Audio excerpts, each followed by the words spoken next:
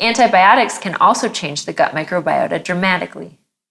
Antibiotics stop bacteria from doing things like making proteins, dividing, making cell walls, and transporting nutrients. They can also put holes in cell walls or membranes. Needless to say, none of these things are good for the bacteria, so most bacteria die when they're exposed to antibiotics. As a quick side note, bacteria can evolve to be immune to the effects of antibiotics, something we call antibiotic resistance. This is a serious problem in medicine currently, since it makes us vulnerable to pathogenic bacteria that can't be stopped.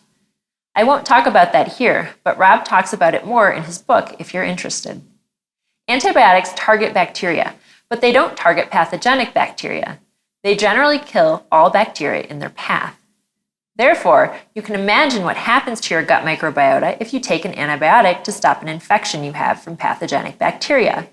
Your good bacteria will suffer too.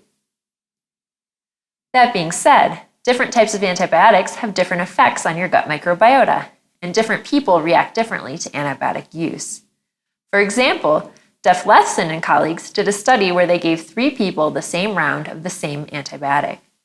They took samples from each person before giving the antibiotics and afterwards for 1 year to see what happened to the gut microbiota.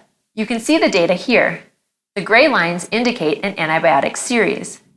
The gut microbiota changed in every person, but each person took a different amount of time to recover back to the original gut microbiota.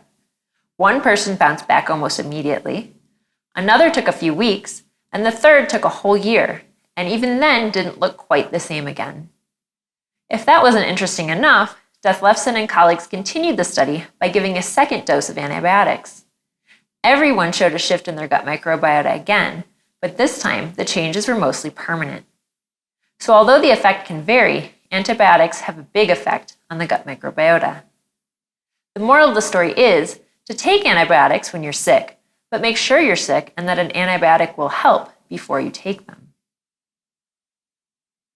To counteract the effects of antibiotics and to alleviate gastrointestinal disorders like diarrhea and intestinal bowel disease, many people have started to take probiotics.